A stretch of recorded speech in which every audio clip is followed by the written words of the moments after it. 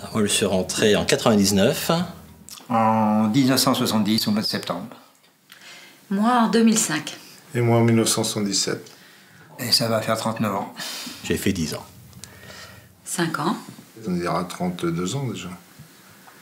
Donc cette crise, on l'a subie de plein fouet en fin de compte, parce que les commandes ont baissé, notre production a baissé, donc ce qui veut dire que moins de travail, donc sureffectif. Maintenant, je fais finir ma carrière donc en peinture.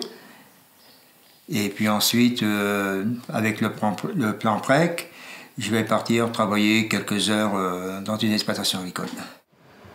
Aujourd'hui, j'ai plus vraiment de poste avec les conjonctures actuelles. Donc j'avais un poste de RU encore jusqu'au mois dernier.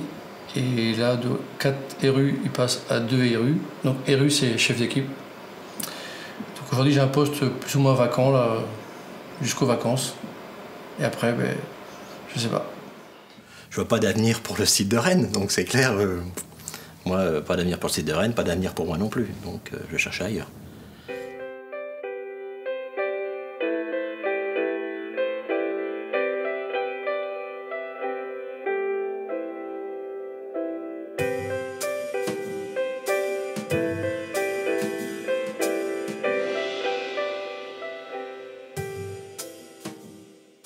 Partir un peu de l'usine, je ne vais pas dire que ça m'inquiète, mais ça me donne un petit peu quelques résistances, je me plaisais bien, quoi.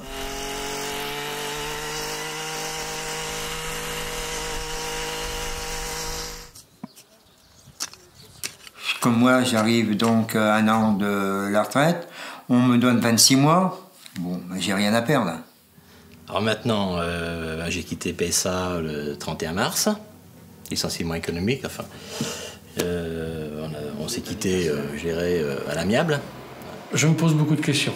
Voilà, donc je ne vais pas dire que j'ai du stress, mais je me pose beaucoup de questions quant à notre devenir.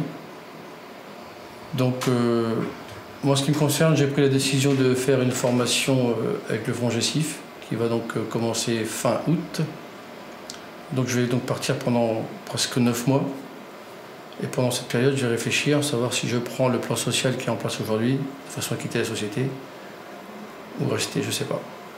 Et donc actuellement, c'est vrai que le site d'Agenais connaît une période difficile, beaucoup moins de véhicules à produire, les gens au chômage et tout ça. Donc, et c'est pour ça qu'on est parti sur la région parisienne, parce que là, il y a du travail et on nous a proposé d'aller là. Honnêtement, quand je suis rentré chez PSA, j'ai dit allez, bingo, jusqu'à la retraite ici. Comme beaucoup de gens d'ailleurs de ma génération, je pensais vraiment aller jusqu'à la retraite dans cette société. Alors qu'aujourd'hui, je remets tout à plat. Je me remets en cause. Mais c'est pas facile parce que 31 ans dans la même société, on se demande ce qu'on est capable de faire ailleurs. Et qu'est-ce qu'on est capable de faire surtout. Voilà. Et ça, c'est pas simple. Mais je ne me voyais pas non plus rester chez PSA en attendant qu'on me dise Monsieur Boer, c'est fini, on n'a plus besoin de vous. Donc je préfère à la limite partir de moi-même et puis trouver autre chose. Voilà. Et trouver autre chose, c'est en fin de compte créer une entreprise. Mais plein de gens chez nous se remettent en cause, hein. Plein de gens vont faire autre chose. Ce matin, je parlais avec un copain, lui, il fait une formation d'électricien, alors qu'il n'y connaît rien à l'électricité, mais ça lui plaît. Donc lui quitte le 2 décembre.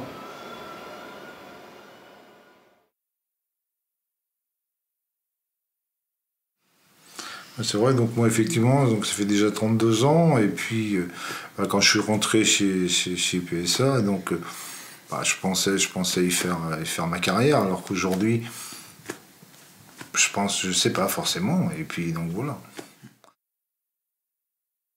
Pour pouvoir avoir une activité, c'est pour ça qu'on a souhaité quand même partir sur la région parisienne, parce qu'actuellement, il y a vraiment une sous-activité sur Rennes qui fait que on perd cette passion du travail. Moi, en octobre l'année dernière, j'étais dans une structure qualité qui a été dissoute. Hein. Donc là, ça fait que je me suis retrouvé sans poste à partir d'octobre l'année dernière. Donc octobre, plus de poste. Vous venez au travail tous les jours, vous avez votre téléphone, votre ordinateur, votre boîte mail. Plus de téléphone, plus de messages, plus de mails. Ça fait drôle parce que quand on est habitué à ce que c'est pas 100 à l'heure, mais c'est toujours, on a besoin de vous. Alors, je veux dire, à partir du moment où ton téléphone sonne plus, t'as plus de messages, t'as plus de mails, t'as plus rien, bah tu te sens presque inutile. Tu te dis, mais à quoi ça sert que je vienne? Et puis ça s'est avéré pendant un mois et tout ça, et puis ben, j'avais plus de travail. Mais quand même, quand on voit, comme l'année dernière, à Noël, quand on voit 4 semaines de chômage technique, ce qui équivaut aux vacances d'été, bah, je peux dire que financièrement, ça doit peser très très lourd pour un groupe. Février, on a travaillé que 7 jours. Aujourd'hui, c'est vrai que j'ai beaucoup d'inquiétudes. J'ai 48 ans et j'ai quand même peur de me retrouver chômeur. Je n'ai pas connu cette situation-là.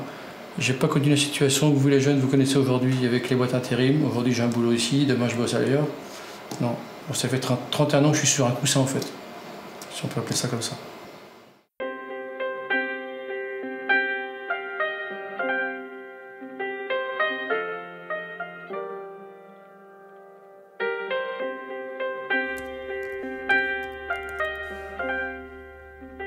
Rennes a été sollicité pour le haut de gamme, pour passer plateforme haut de gamme. De toute façon, vous êtes les meilleurs, etc.